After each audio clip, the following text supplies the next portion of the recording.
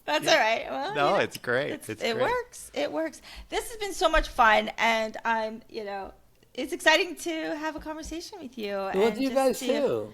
Yeah, this is I great. feel like we have gone in circles around, but we've never actually worked Yeah. together. You Yeah. and I have never actually worked Yeah. together, and hopefully someday that'll change. But it's been so much fun talking to you. Thank you, Alan, guys for as squeezing well. us in. I appreciate you guys even having me on your podcast. Are you you kidding So me? many, All the best. I It's bet such there's a so good many good show. stories. Well, listen, I appreciate it, and I wish you guys all the luck in the world. I love podcasts; they're great. Oh, And We're just- you and the 12 other people that are listening. Nah, we've got more than that, but we feel like there's a lot of great people out there in our industry, and so many people need to get to know them. And I don't want Right. all of the good stories that I've been able to hear over time, but just being a little guy on set or in the trailer, all the things that I've gotten to hear, all the great stories, and I feel like we're doing everybody a disservice by not doing these interviews. Send me a link so that I can put this on our Instagram You account. will get Oh, so absolutely. much stuff. You're going to be like, Karen, can- please stop. You could be But- inundated. Karen, I'll never tell you to stop. Okay, great. I am, again, thank you again. And Thank you I for know that coming. it was a little confusing in the beginning, and I'm sorry, the tech thing is all All that right. stuff. You guys are in Atlanta? Yeah. He is in Atlanta. I live about an hour and a half from Atlanta. Where are you? I am on Lake Oconee. You might have played golf. Next time you're in Atlanta, you should come out. You should come make out to the Reynolds drive and play on the golf. weekend. Because it's great. Well, you know I will. You It's have in- to play, though. I'll play. I just All right. won't be any good. she'll I drive may the not be cart, any she'll good. swing the club. Could be one of those. Thank you so much for being here on the No NDB podcast. And I know that Jack was over the moon with having you here as well. So, Yeah, Yeah. no, it's perfect. I actually fly Friday to New York to do additional photography on a picture that we did in Australia for 4 days. Anyway, be and fun, then I though. leave December 1st for London to start my new movie. and then are you home for the holidays? You get to come I home will. for the I'll holidays. fly home for the holidays. I'm actually Okay. going to have our Christmas with the family in Las Vegas. That's Fun. awesome. That's It's so nice. great. It'll be fun. You guys can swim. Well, thank you all for you're- listening and tuning in today. This has been the No NDB podcast, Tales from the Trailer. Take care Thank and you, have a guys. great day. Bye.